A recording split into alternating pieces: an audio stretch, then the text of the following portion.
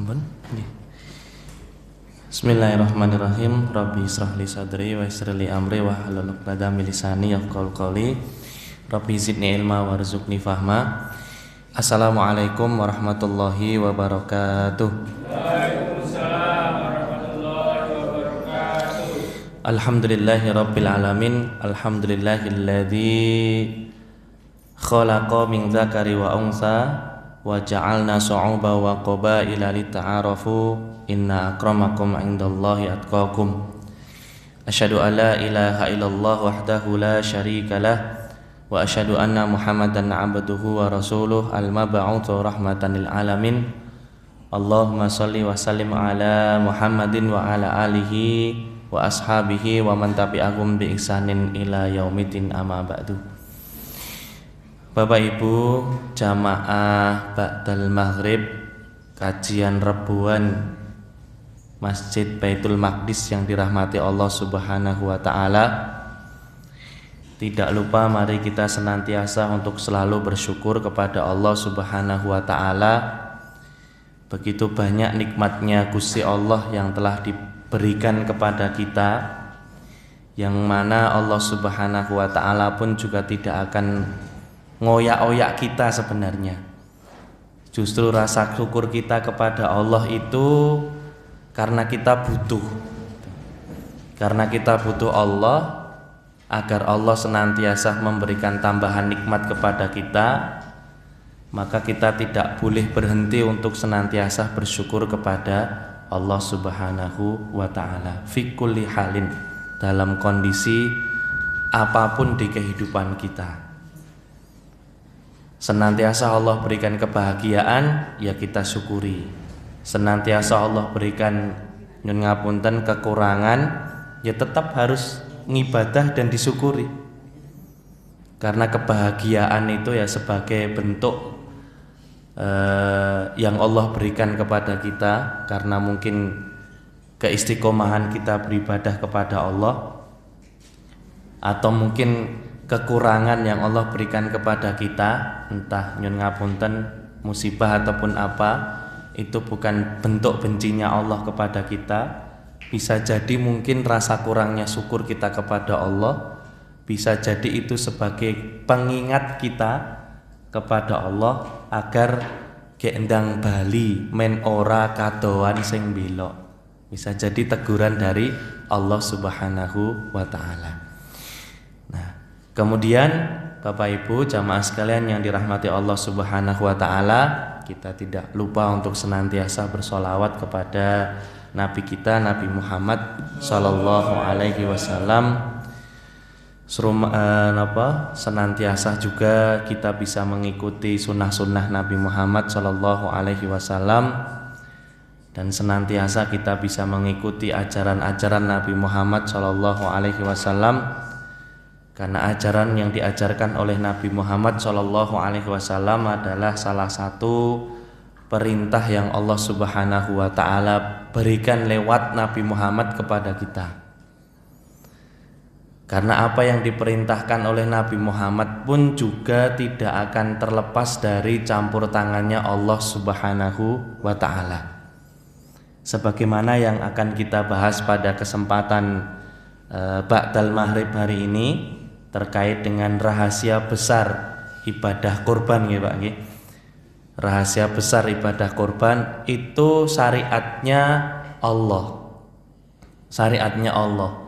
Cikal bakalnya dari Nabi Ibrahim alaihissalam, yang kemudian juga dilakukan oleh Nabi Muhammad sallallahu alaihi wasallam, yang kemudian menjadi salah satu cikal bakal syariat kita untuk senantiasa mengorbankan, senantiasa mengikhlaskan setiap apa yang telah Allah berikan kepada kita, bukan untuk Allah, tapi sejatinya ya nanti kembalinya kepada kita.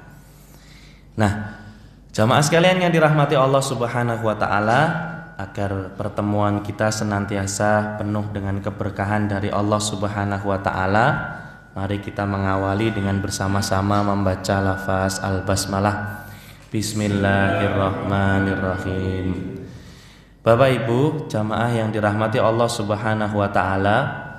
Sebenarnya terkait dengan judul yang disampaikan itu, rahasia besar di balik ibadah kurban itu sebenarnya cuma 2 rahasianya itu. Keimanan itu juga ketakwaan masuknya, dan pengorbanan gitu. Karena di antara orang-orang yang berkorban, shahibul kurban itu tidak mungkin mau berkorban, tidak mungkin capek-capek mengeluarkan uang sekian juta. Katakanlah 7 orang, berarti kalau mau ngambil yang 25 juta harga sapinya kan tinggal mengkalikan berapa, 3,5 misalkan. Nah, nggak mungkin shahibul kurban kemudian rela mengeluarkan uang 3.500.000. Bahkan ada juga di salah satu tempat di kelompoknya teman saya, bukan teman saya yang di kelompok itu, tapi kebetulan beliau yang ngurusi, terus ada listnya gitu, terus diinfokan ke saya, itu ada 7 orang itu iurannya 4 juta. 4 juta itu berarti kalau kali 7 udah berapa? 28 nih Pak. 28, dan itu belum termasuk iuran untuk lain-lainnya. Berarti 4 juta itu pure murni untuk iuran korban, iuran sapi. Nah, itu kalau shahibul kurban nggak mempunyai jiwa iman, jiwa ketakwaan kepada Allah Subhanahu wa taala, sampai kemudian pengorbanan, nggak mungkin rela ngeluarin 4 juta. Bahkan mungkin ada yang lebih dari itu. Bahkan mungkin ada yang kemudian satu orang ngiring sapi dewe, ada nggih. Dulu katanya ketika saya awal mula datang di Masjid Nur Jannah itu, ini ceritanya karena saya masuk belum pernah lihat. Dulu katanya ada satu jamaah yang ngiring dewe sapi, bukan ngiring kambing Pak, sapi. Sapi, ya katakanlah kalau misalkan harganya 20 sampai 25 juta kan ya lumayan gitu nggih. Bisa dapat motor Honda 1 gitu nggih. Nah, Bapak Ibu sekalian, sebenarnya rahasia besarnya di situ. Nggak mungkin shahibul kurban sampai rela mengeluarkan itu kalau bukan karena iman kepada Allah, kalau bukan takwa sama Allah Subhanahu wa taala, dan pengorbanan. Apalagi 4 juta di zaman-zaman sekarang kita hidup itu juga lumayan gede. Gitu nggih, lumayan besar dan lain sebagainya. Nggih. Namun kita nanti insyaallah nggih bareng-bareng kita pelajari terkait rahasia besar di balik ibadah kurban yang kita lakukan setiap tahunnya ini. Saya yakin pun juga saya panjang lebar pun apa yang saya sampaikan panjenengan semuanya pun juga pasti sudah paham. Pasti juga sudah tahu. Lebih-lebih para shahibul kurban, nggak mungkin juga kemudian dia mengeluarkan uang sebesar itu tanpa kemudian dia paham tentang ilmu dari kurban itu sendiri gitu, dan manfaat apa yang didapatkan, seperti itu. Namun insya Allah nanti kita bersama-sama Bapak Ibu untuk menyelami hikmah rahasia besar di balik ibadah kurban. Kembali ke awal bahwa ibadah kurban itu yang cikal bakal mulanya adalah terjadi saat Nabi Ibrahim alaihissalam bersama anaknya. Sebagaimana yang telah Allah Subhanahu wa taala firmankan di dalam surah As-Saffat, benar nggih? Ayat yang 102. A'udzu billahi minasyaitonir rajim. Falamma balagha ma'ahu sa'ya.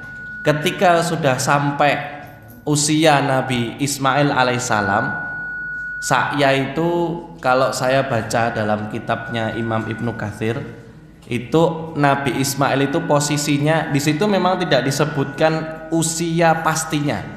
Artinya sekian tahun boten. Hanya Imam Ibnu Katsir menyampaikan bahwa usianya Nabi Ismail alaihissalam itu di usia di mana Nabi Ismail sudah bisa diajak bareng-bareng, kerjasama bareng bersama Nabi Ibrahim.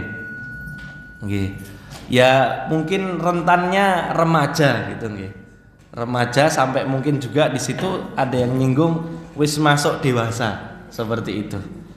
Nah, bahkan di salah satu riwayat yang mungkin kita semuanya pernah dengarnya adalah bahwa Nabi Ibrahim alaihissalam sudah lama tidak bertemu. Terus kemudian bertemu sekali langsung menyampaikan mimpi itu. Nah, di dalam tafsirnya Imam Ibnu Katsir terkait dengan falamma balagha ma'hu sa'ya itu juga dijelaskan bahwasannya Nabi Ibrahim alaihissalam itu seringkali juga bertemu kepada Nabi Ismail dan Siti Hajar pada waktu itu. Jadi rentan waktunya ketika ditinggalnya Nabi Ismail alaihissalam sama ibunya di padang tandus itu tidak semerta-merta sekian puluh tahun nggak pernah balik Nabi Ibrahim. Di beberapa riwayat yang saya baca, salah satunya dijelaskan oleh Imam Ibnu Katsir di dalam tafsirnya itu ternyata juga sinten Nabi Ibrahim alaihissalam itu ya datang mengunjungi Nabi Ismail, sering mengunjungi. Bahkan Imam Ibnu Katsir menjelaskan di situ ketika mengunjungi itu naik kendaraannya berupa buruk, menyampaikan seperti itu. Artinya Nabi Ibrahim alaihissalam ya nggak cul-cul gitu aja, nggak lepas-lepas gitu aja, tetap masih ada kunjungan, masih ada komunikasi seperti itu. Nah, kemudian Nabi Ibrahim alaihissalam falamma balagha ma'hu sa'ya ya bunayya inni ara fil manami anni atbahuka fangdur mata tara. Wahai anakku yang aku sayangi, yang aku cintai, ya bunayya. Bapak Ibu kalau belajar kosakata Arab, ya bunayya itu sebutan yang sopan, ibarat orang Arab gitu. Sebutan yang indah. Wahai anakku, gitu sebutan yang indah. Nah, makanya kita kalau dengan anak kita tuh juga seyogyanya manggilnya juga panggilan-panggilan yang menyenangkan. Nah, kalau misalnya orang Jawa terkenalnya ya tole sing tambah tole bagus misalnya ngoten niku atau lain sebagainya ya. Ya bunayya, wahai anakku, aku melihat dalam mimpiku bahwa sesungguhnya aku telah dapat perintah oleh Allah Subhanahu wa taala untuk menyembelihmu, fangdur madataro. Apa pendapatmu? Ya abatif'al ma tu'maru satajiduni insyaallahu minas sabirin.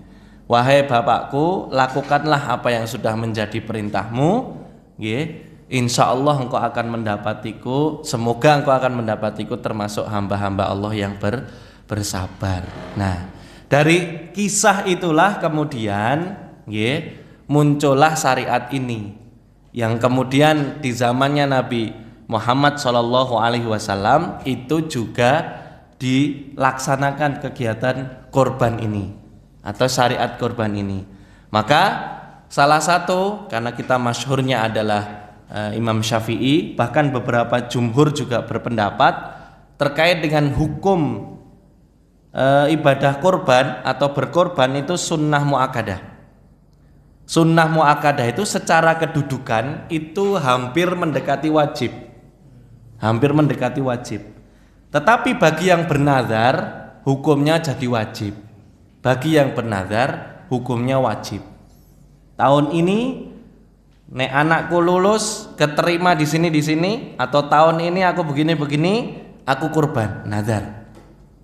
Nah, kalau sudah bernazar, tetapi secara dasar hukumnya sunnah muakkadah. Nah, bahkan Rasulullah Shallallahu Alaihi Wasallam pun sendiri juga berkorban. Berkorbannya memang atas nama Rasul, tetapi pahalanya Rasul pun ketika menyembelih pahalanya bisa dibagikan ke umatnya Nabi Muhammad SAW. Makanya kan ada beberapa riwayat, aku sembelih hewan korban ini atas namaku Muhammad dan umatku. Yang dimaksud umatku itu ya pahalanya bisa dibagi-bagi ke saudara-saudara kita. Makanya Bapak Ibu yang shahibul kurban atas namanya panjenengan, sapi atas nama panjenengan. Tapi ketika nanti sudah disembelih dan panjenengan matur kalian Allah Subhanahu wa taala, ya Allah ini korbanku dan korban keluargaku, sebut aja untuk ini. Insya Allah Allah intasyarul asab. Asab maksudnya pahala. Nah, Allah akan memberikan pahalanya kepada keluarga kita. Sebagaimana yang dilakukan oleh Rasulullah Sallallahu Alaihi Wasallam. Nah, Bapak Ibu sekalian yang dirahmati Allah Subhanahu wa taala, sebenarnya kalau kita bedah secara lebih dalam gitu terkait dengan ibadah kurban ini. Sebenarnya di satu sisi tidak hanya sekedar rahasia di balik ibadah kurban, tapi juga sebenarnya ada nilai-nilai edukasi seorang orang tua kepada anaknya, begitu pula anak kepada orang tuanya, begitu pula seorang ayah kepada istrinya, begitu pula seorang anak, istri, ayah kepada Allah Subhanahu wa taala yang menjadi sesembahannya. Itu. Makanya selain ada rahasia besar di balik Idul Kurban, kalau kemudian kita pecah lagi dimulai dari ayat yang tadi saya baca, itu juga bisa kita memahami bagaimana pola pendidikan orang tua kepada anaknya, sebagaimana yang dicontohkan oleh Nabi Ibrahim alaihissalam kepada istrinya dan anaknya, yaitu Nabi Ismail alaihissalam. Begitu. Nah, Bapak Ibu sekalian yang dirahmati Allah Subhanahu wa taala, sebagai dasar ibadah kurban ini adalah dalilnya, saya yakin panjenengan semuanya juga sudah pada hafal gitu. Sudah mungkin di luar kepala nggih, di surat Al-Kautsar, bener nggih? Ayat 2 gitu. Inna a'tainakal kautsar fasholli li rabbika wanhar. Itu menjadi landasan dasar kurban yang kemudian menjadi sunnah muakkadah kepada kaum muslimin pada umumnya, dan intinya kalau sudah bernazar berarti wajib. Nah, maka laksanakanlah sholat karena Tuhanmu dan berkorbanlah. Nah, korban sendiri itu sebenarnya pemaknaan secara ya ada yang mengatakan korban itu kedekatan kepada Allah Subhanahu wa taala, betul. Nah, kemudian ada juga yang mengatakan udhiyah, pengorbanan, betul. Karena memang berkorban itu adalah kedekatan kita kepada Allah Subhanahu wa taala yang memberikan segala macam kenikmatan kepada kita. Nah, atas nikmat itulah kemudian kita istilahnya kalau bahasa gampangnya mungkin balas budi gitu nggih. Bahasa gampangnya seperti itu. Walaupun sebenarnya Allah Subhanahu wa taala pun juga enggak butuh batas budi kita gitu. Justru kita yang butuh Allah kayak gitu kan. Nah, kemudian udhiyahnya ini itu pengorbanannya ini ya kalian sudah aku kasih oleh Allah, maksudnya Allah Subhanahu wa taala sudah memberikan segitu banyak nikmatnya. Kira-kira nek diminta sedikit buat berkorban tuh kersa napa mboten? Gitu. Mau atau enggak? Nah, maknanya begitu. Korban untuk senantiasa mendekatkan diri kepada Allah, kemudian pengorbanan apa yang telah Allah berikan kepada kita untuk mengeluarkan sedikit dari harta yang kita miliki untuk bisa memberikan kemanfaatan kepada orang lain. Makanya di dalam kitab Nasaihul Ibad panjenengan belajar itu kan khoslatani la syai'a afdalu minhuma al-imanu billah wa naf'ulil muslimin, kan begitu. Di babu as-sanai, di bab yang pertama tentang dua perkara. Khoslatani, ada keutamaan yang lebih utama, yaitu diantaranya adalah iman kepada Allah Subhanahu wa taala. Kemudian yang kedua adalah naf'ulil muslimin, bermanfaat bagi orang lain. Nah, bermanfaat bagi orang lain yang disampaikan oleh Syekh Nawawi itu adalah bil maqali, dengan ucapan, kemudian bil jahi, dengan kekuasaan, kemudian juga bil mali, dengan harta. Nah, ini dengan harta inilah bagian dari kita memberikan kemanfaatan kepada orang lain dengan kita cara berkorban. Kemudian juga bil badani, dengan apa? Dengan badan kita. Kalaupun kemudian kita tidak bisa berkorban, tidak bisa berkorban karena ya sesuatu hal, yaitu keuangan dan sebagainya, pangapunten, karena memang berkorban itu juga butuh uang begitu nggih, untuk beli kambingnya, untuk beli sapinya, belum nanti pernak-pernik yang lainnya dan sebagainya. Paling tidak kita bisa berkorban dengan badan kita untuk membantu ketika butuh bantuan. Memang ada yang mengatakan bahwa kurban itu adalah hajatnya sohibul kurban, maka sohibul kurban itu juga harus senantiasa membantu prosesnya dari awal sampai akhir. Anak sapi cuma ditandangi 7 orang tok, nggak ada yang bantu ya kasihan, kan gitu. Nggak selesai. Belum lagi sapinya kalau gede, gitu nggih. Nah, maka bil badani tadi, ya kan, kalau kita nggak bisa berkorban dengan mal tadi, dengan mengeluarkan uang, ya kita bisa berkorban dengan badan kita untuk senantiasa membantu. Nah, Bapak Ibu sekalian yang dirahmati Allah Subhanahu wa taala, nah seperti apa yang saya sampaikan tadi, dua hal itu tadi adalah rahasia besarnya bukti bahwa ketakwaan kita kepada Allah Subhanahu wa taala dan ketaatan kita kepada Allah Subhanahu wa taala. Itu yang menjadi rahasia di balik seorang kok mau mengeluarkan hartanya untuk beribadah kepada Allah Subhanahu wa taala. Bahkan shahibul kurban yang betul-betul ikhlas lillahi taala karena ketakwaannya, karena ketaatannya dibagi warga habis, walaupun sebenarnya boleh mendapatkan sepertiga gitu nggih. Nah, dibagi warganya habis, dia tidak akan pernah gersulo karena itu tadi pengorbanan dan kedekatan yang dia inginkan dari Allah Subhanahu wa taala menjadi cikal bakal ketakwaan dan ketaatan kepada Allah Subhanahu wa taala. Gitu. Soalnya ada juga Pak Bu, gitu. Korbannya itu kambing, ya, tapi mintanya jatahnya sapi. Ada itu. Ada, gitu. Dan saya pernah ditanya seperti itu.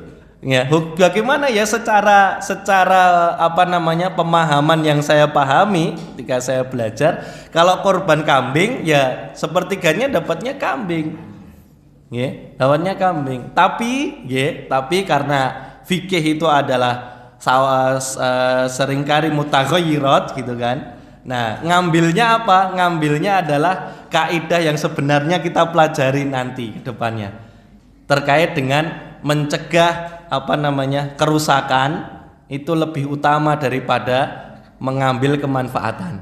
Daripada orang tersebut nanti mutung gitu, akhirnya jamaah nang masjid, sesuk ra gelem korban meneh gitu.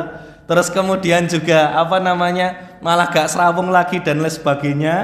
Ya, insya Allah itu darul mafasid, nah gitu kan. Insya Allah bisa diambil dengan kaidah tersebut dan sebagainya. Walaupun sebenarnya secara hukum juga enggak. Kalau kambing ya kambing, sapi.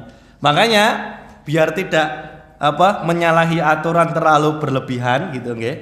Di Masjid Nurjana itu kalau memang dia pengen mendapatkan jatah dari sapi itu nggih, pengen mendapatkan jatah dari sapi, shahibul kurban yang membawa kambing itu harus iurannya sama seperti shahibul sapi gitu. Misalkan sapi 4 juta dia 4 juta. Kambing 3.500.000 3.500.000 sehingga adil gitu kan. Nah, dan yang lainnya juga tidak merasa terzalimi. Lah iku wedhuse mung rego 1000 gitu kan. Njaluk iki kan kayak gitu dan sebagainya. Nah, dan ketika saya baca-baca itu bisa juga didiskusikan kepada shahibul kurban dan panitia. Begitu nggih. Nah, Bapak Ibu jamaah sekalian yang dirahmati Allah Subhanahu wa taala, itu yang pertama adalah bukti ketakwaan dan ketaatan kita kepada Allah Subhanahu wa taala yang menjadi rahasia besar ketika kita kok mau melaksanakan perintahnya Allah berupa ibadah kurban ini. Kemudian yang kedua adalah senantiasa meneladani keikhlasannya Nabi Ibrahim alaihissalam. Nah, kalau kemudian kita pengen berusaha ikhlas, ya coba kemudian kita baca kisah-kisahnya Nabi Ibrahim alaihissalam. Barangkali kemudian kisah-kisahnya Nabi Ibrahim alaihissalam itu bisa menambah keikhlasan kita kepada Allah Subhanahu wa taala. Ternyata salah satu secuilnya misalkan Nabi Ibrahim itu bukan hanya kambing yang dikorbankan, bukan hanya sapi yang dikorbankan, tapi Allah mintanya anaknya awalnya. Awalnya anaknya, lantas kemudian diganti oleh Allah Subhanahu wa taala kan. Nah, begitu pula shahibul kurban. Ketika kemudian ikhlas karena Allah Subhanahu wa taala, meskipun ikhlas tuh saya ngomong ya gampang gitu. Cuman bagi yang melaksanakan tuh juga terkadang ya butuh perjuangan untuk memberikan rasa keikhlasan itu gitu kan. Apalagi kalau itu tadi yang saya sampaikan itu, mintanya ya korbannya ini, mintanya ini. Nah, kadang menjaga keikhlasan pun susah. Apalagi juga shahibul kurban yang harusnya dapat sekian minta dikurangi setengah kilo karena dimasak bareng-bareng. Jaga keikhlasan itu juga kadang susah, gitu. Nah makanya ketika kita belajar terkait dengan kurban ini, kemudian kita mereview terkait dengan, atau bukan mereview, flashback masa lalu terkait dengan kisahnya Nabi Ibrahim alaihissalam. Oh iya ya, berarti nanti ketika kita ikhlas karena Allah, Allah pasti akan ganti yang lebih baik. Sebagaimana kisahnya Nabi Ibrahim alaihissalam. Nah, untungnya nggak jadi anaknya kan ngatan. Nah, kasihan juga. Nah, Bapak Ibu jamaah sekalian yang dirahmati Allah Subhanahu wa taala. Kemudian itu tadi yang kedua, meneladani keikhlasannya Nabi Ibrahim alaihissalam. Kemudian yang ketiga adalah bahwa rahasia di balik ibadah kurban kita yang ketiga, mengajarkan pengorbanan demi ridho kepada Allah Subhanahu wa taala. Nabi Ibrahim alaihissalam itu ridho, kalaupun kemudian pada akhirnya nyun pangapunten niki anaknya disembelih dan jadi disembelih, Nabi Ibrahim wis ridho dan Nabi Ismail juga ridho. Cuma kan Allah itu kan maha mengetahui segalanya, ya kan? Inilah kemudian salah satu bukti bahwa Allah itu juga tahu sebelum sesuatunya itu terjadi, gitu. Kan itu terjadi jauh zaman kita, jauh sebelum kita lahir. Bahkan mungkin Indonesia ini juga belum terbentuk. Nabi Muhammad pun juga belum lahir pada waktu terjadinya mau penyembelihan itu, gitu. Nah, tetapi Allah Subhanahu wa taala ganti dengan domba kibas gitu yang besar dan sebagainya itu karena Allah tahu nek bener-bener nek Ismail tak dadekke korban, nanti setelah umatnya Nabi Muhammad SAW atau umat setelah Nabi Ibrahim alaihissalam menjalankan ibadah korban iki ndut kepiye? Mosok ya mau mengorbankan anaknya. Inilah menjadi bukti bahwa Allah itu maha mengetahui sebelum terjadi. Ini harus kita imani. Harus kita imani. Nah, oleh sebab itu, jamaah sekalian yang dirahmati Allah Subhanahu wa taala, pengorbanan yang kita berikan kepada Allah 3.500.000, 4 juta, bahkan ada yang giring kambing sendiri, bahkan ada yang giring sapi sendiri, itu untuk semerta-merta kita korbankan kepada Allah Subhanahu wa taala demi mendapatkan ridhonya Allah Subhanahu wa taala. Di situ. Ini yang harus dijaga juga bagi shahibul kurban. Agar apa? Ya pengorbanannya diterima oleh Allah. Keridhoannya dan keikhlasannya. Oke. Nah, ada juga Pak dulu yang tanya ke saya, ini boleh nggak? Ada itu yang kelompok shahibul kurban itu minta nanti punuknya yang gede. Minta kepada panitia shahibul kurban gitu nggih. Itu sapinya atau nggak berpunuk atau pokoknya yang ada ininya gitu kan, ya kayak gitu. Nah kok ya ribet gitu jadi panitia kayak gitu kan. Ya dicarikan, kalau nggak ada ya nanti disampaikan itu. Tapi sapi ada punuknya?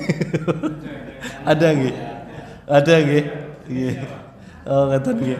Itu pernah ada yang bertanya seperti itu gitu kan. Itu bagaimana? Monggo panjenengan sebagai panitia menyampaikan mawon. Kira-kira sanggup atau tidak? Kalau tidak sanggup silakan shahibul kurban cari sendiri, itu jawaban yang enak gitu. Nah, Bapak Ibu sekalian yang dirahmati Allah Subhanahu wa taala, kemudian yang berikutnya adalah rahasia besar di balik ibadah kurban yang saya rangkum di sini, senantiasa membentuk jiwa sosial dan kepedulian umat.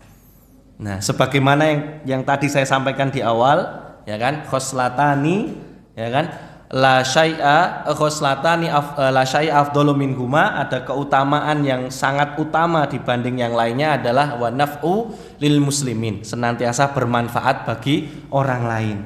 Nah kan? Nah, harus kita jaga. Karena kebahagiaan itu harus senantiasa ditularkan. Gitu kan? Kebahagiaan itu senantiasa harus diberikan biar orang lain juga mendapatkan kebahagiaan dari kita. Nah, Bapak Ibu sekalian yang dirahmati Allah Subhanahu wa taala, membentuk kepedulian umat ini juga penting bagi seorang muslim. Jangan sampai seorang muslim itu hanya sebatas ngaji tok wae tanpa adanya rasa kepedulian kepada orang lain di lingkungan sekitar kita. Itu juga kemanfaatannya kurang baik. Jangan sampai ada seorang pepatah yang mengatakan, dan itu kembali kepada diri kita, wujuduhu ka'adamihi. Eneke dia itu seperti nggak adanya dia. Artinya nggak ada manfaatnya. Nggak ada manfaatnya. Nah, makanya karena hidup kita adalah sekali, gitu kan? Maka hiduplah kemudian yang bermanfaat bagi orang lain dengan cara salah satunya insya Allah berkorban ini, gitu. Nah, meskipun orang lain tidak akan pernah melihat siapa yang berkorban, tapi kan yang kita nilai, yang kita kita minta penilaian kan dari Allah Subhanahu wa Ta'ala. Yang penilaiannya Allah itu bagi kita jauh lebih besar. Karena hadiahnya adalah surganya Allah Subhanahu wa Ta'ala. Nah, kemudian Bapak Ibu sekalian yang dirahmati Allah Subhanahu wa Ta'ala, hikmahnya apa? Nah, hikmah ibadah kurban itu yang pertama takarub ilallah. Termasuk salah satu ibadah untuk mendekatkan diri kepada Allah Subhanahu wa Ta'ala. Nah, dengan ya qoroba ya krobu gitu kan. Nah, mendekatkan diri kepada Allah Subhanahu wa Ta'ala dengan cara kita berkorban, dengan cara kita memberikan kebahagiaan kepada orang lain. Kemudian juga yang berikutnya adalah senantiasa menumbuhkan rasa syukur kita kepada Allah Subhanahu wa Ta'ala yang telah memberikan kita banyak sekali kenikmatan yang tidak bisa dihitung nikmatnya Allah Subhanahu wa Ta'ala. Dari hal yang terkecil sampai kemudian hal yang besar pun nggak mungkin bisa, la tuhsuha, nggak mungkin bisa kita menghitungnya nikmatnya Allah Subhanahu wa Ta'ala. Maka rasa syukur kita ini ya senantiasa kita keluarkan dana untuk senantiasa berkorban, yang ini menjadi rasa syukur kita kepada Allah Subhanahu wa Ta'ala untuk mendekatkan diri kepada Allah Subhanahu wa Ta'ala. Kemudian ibadah kurban itu juga selanjutnya adalah bisa mempererat tali ukhuwah Islamiyah. Biasanya kalau sudah waktunya penyembelihan itu Masya Allah, Bapak Ibu, anak-anak, adik-adik, remaja berbondong-bondong untuk datang. Ya macam-macam, ya ada yang jadi mandor, ya ada yang jadi ini dan sebagainya gitu kan. Ya enggak apa-apa gitu kan, enggak masalah begitu. Itu bagian sudah bertemu gitu, itu sudah mempererat tali ukhuwah Islamiyah. Ada yang membantu Masya Allah dari awal sampai akhir dan sebagainya kayak gitu. Itu pertemuan itulah yang diharapkan untuk senantiasa mempererat tali ukhuwah di antara sesama muslim, gitu kan? Apalagi kalau kemudian sampai dimasak bareng, ada yang dimasak misalkan gitu kan, boleh nggak dimasak dan sebagainya. Emang gotanya sahibul kurbannya gitu kan, kira-kira ridho apa mboten gitu kan. Nah dan lain sebagainya kayak gitu. Nah itu juga makan bareng mempererat ukhuwah Islamiyah dan sebagainya. Walaupun secara hukumnya juga senantiasa daging itu dibagi semuanya, dibagi gitu kan, secara hukumnya kan gitu, kulitnya pun dibagi. Cuman kemudian ada yang nyeletuk gitu nggih, secara kemanfaatannya seperti apa gitu kan. Ada juga yang kemudian mengatakan gak apa-apa is manfaat atau enggak, perintahnya bagi-bagi gitu kan. Monggo nggih. Nah, kalau saya mah fleksibel gitu kan. Karena masing-masing juga insya Allah ada hujahnya yang kuat kayak gitu kan. Tinggal panjenengan di kepanitiaan, panjenengan dengan sahibul kurban itu bagaimana, mau kulitnya dicacah-cacah dapat satu orang segini gitu kan, dapat satu orang matanya saja di kepalanya, tanduknya nggak mungkin gitu, dan lain sebagainya.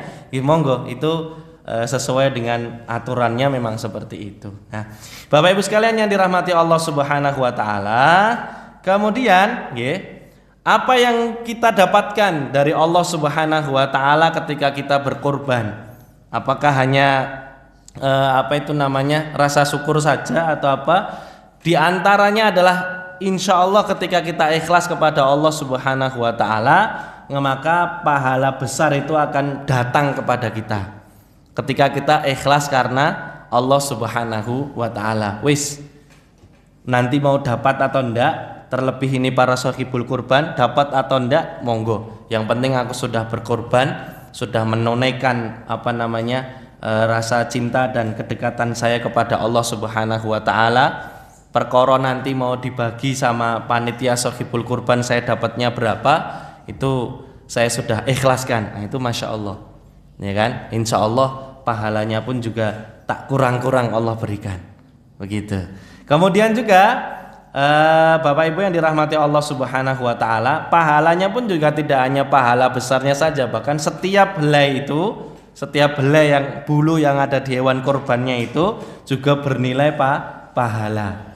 Nah, makanya saking besarnya pahala itu sehingga yang nggak bisa dihitung. Tapi kuncinya memang kita harus ikhlas karena Allah Subhanahu wa taala. Selain itu hari-hari itu menjadi salah satu hari yang dicintai oleh Allah Subhanahu wa taala. Hari-hari Nahr, gitu kan? Hari-hari yang dicintai oleh Allah Subhanahu wa taala. Mulai dari 9 Arafah gitu, yang kita puasa Arafah, kemudian sampai 10 Dzulhijjah penyembelihannya, sampai hari tasyrik dan sebagainya. Itu termasuk hari-hari Nahr yang dicintai oleh Allah Subhanahu wa taala. Di hari-hari itu bahkan ada salah satu hadis riwayatnya dari Rasulullah sallallahu alaihi wasallam, di 10 hari pertama di bulan Dzulhijjah itu kita senantiasa memperbanyak zikir kepada Allah Subhanahu wa taala, tahlil, tahmid dan seterusnya. Sampai kemudian akhir dari kegiatan Idul Kurban ini. Gitu. Nah, Bapak Ibu jamaah sekalian yang dirahmati Allah Subhanahu wa taala, juga nanti ketika kita ikhlas karena Allah Subhanahu wa taala untuk senantiasa berkurban kepada Allah, niat karena Allah Subhanahu wa taala, maka keluarga kita pun juga nanti akan mendapatkan keberkahan hidup. Bisa jadi dengan niat ikhlas karena Allah Subhanahu wa taala, keluarga kita, anak-anak kita yang mungkin sedang meraih prestasi, sedang berjuang belajar, gitu, berjuang untuk meraih prestasi dan penghidupan yang lebih nyaman daripada kita misalkan, itu nanti dengan kurban kita ikhlas karena Allah Subhanahu wa taala, Allah tolong anak-anak kita. Sebagaimana yang ditolong Nabi Ibrahim alaihissalam, digantilah Nabi Ismail dengan hewan itu. Nah, Bapak Ibu jamaah sekalian yang dirahmati Allah Subhanahu wa taala, oleh sebab itu lebih-lebih bagi shahibul kurban, mari kita betul-betul menjaga keikhlasan kita kepada Allah Subhanahu wa taala. Itu yang poin utama dulu. Keikhlasan kita harus kita jaga agar apa? Ya agar apa yang tadi saya sampaikan, pahala besar, bahkan setiap bulu hewan tersebut juga mengandung pahala, gitu. Nah, itu bisa kemudian juga nanti ada balasan untuk keluarga kita dari Allah Subhanahu wa taala. Maka yang pertama adabnya bagi seorang shahibul kurban terutama senantiasa menjaga keikhlasan kepada Allah Subhanahu wa taala. Itu kuncinya. Nenda ikhlas ya nanti sia-sia. Gitu, sia-sia. Nah, nggak ada manfaatnya, cuma ya kehilangan harta saja. Tapi kalau kemudian kita ikhlas karena Allah Subhanahu wa taala, insya Allah akan memberikan lebihnya kepada kita. Nah, Bapak Ibu sekalian yang dirahmati Allah Subhanahu wa taala, sepertinya itu terkait dengan rahasia besar di balik ibadah kurban, ya kita mulai dari sejarahnya terkait dengan ibadah ini, karena materi ini tuh sebenarnya materi tiap tahun dan panjenengan semuanya pun juga sudah tahu begitu. Jadi saya hanya sekedar mengulang kembali. Dan apa yang terjadi saat ini di masyarakat pun panjenengan juga sudah mengalami hal itu, dan panjenengan punya pendapat, panjenengan punya kesepakatan bersama terkait dengan persoalan-persoalan itu. Jadi jalanin mawon begitu. Apa yang sudah menjadi kesepakatan bersama, termasuk shahibul kurban itu harus menyembelih dan sebagainya. Kalau memang tidak sanggup dan sebagainya, ya monggo kalau kemudian minta orang lain untuk menyembelihkan dengan menyebutkan para shahibul kurban seperti itu dan lain sebagainya. Nah, terus kemudian terkait dengan pembagian dan sebagainya, saya yakin panjenengan juga sudah pada memahami terkait dengan hal ini. Karena secara pembagian seperti apa yang saya sampaikan tadi, ya memang ketentuannya dibagi semua gitu, dibagi semua. Tapi monggo kemudian dipahami bareng-bareng terkait dengan mafsadatnya dan maslahahnya, seperti itu. Loh, berarti nanti nggak ngikuti aturannya Rasulullah Sallallahu Alaihi Wasallam. Nah, fikih itu seperti yang saya sampaikan, mutawabit wa mutaghayyirat, senantiasa berubah dan kuat dan bahkan juga bisa berubah-ubah tergantung dengan bagaimana kondisi saat itu terjadi. Nah, Bapak Ibu sekalian yang dirahmati Allah Subhanahu wa taala, niku nggih. Nah, kalau materinya terkait dengan korban gini materi plek-plek rampung gitu nggih. Seperti itu. Intinya saya ulangi lagi, intinya terus nggih. Saya ulangi kembali Bapak Ibu, saya hanya mengingatkan kepada ya wabil khusus sahibul kurban, monggo untuk senantiasa menjaga keikhlasan kita.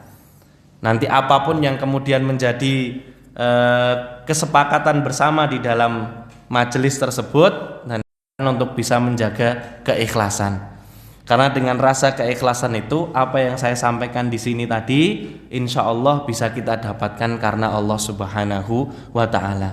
Allah niku mboten mungkin kemudian kok membiarkan hambanya yang sudah mengorbankan sebegitu demikian banyaknya uang, keikhlasannya, gitu, uang yang dia keluarkan sampai kemudian Allah nggak bisa memberikan balasan yang lebih, itu nggak mungkin. Pasti Allah akan memberikan balasan. Hanya saja yang saya sampaikan ini mungkin juga balasannya nggak langsung besok. Balasannya mungkin bisa jadi anak-anak kita yang dibalas oleh Allah, diberikan kemudahan. Anak-anak cucu dari anak-anak kita dan lain sebagainya, keluarga-keluarga kita dan sebagainya. Nah, begitu nggih, Bapak Ibu sekalian yang dirahmati Allah Subhanahu wa taala, itu terkait dengan kurban. Nih, monggo kita senantiasa mengorbankan diri kita untuk senantiasa mendekatkan diri kepada Allah. Yang bisa berkorban ya berkorban dengan hartanya, yang tidak bisa berkorban karena sesuatu hal bisa berkorban dengan badannya, dengan fisiknya untuk membantu. Karena sama-sama senantiasa wa naf'ulil muslimin, membantu bermanfaat bagi kaum muslimin. Ngoten nggih? Niku cekap Bapak Ibu yang dirahmati Allah Subhanahu wa taala. Bapak Ibu, itu yang bisa saya sampaikan. Mohon maaf apabila ada kekurangan dan kesalahan dari saya, tentunya mohon dimaafkan yang sebesar-besarnya. Muwaffiq ila aqwamit thoriq. Assalamualaikum warahmatullahi wabarakatuh.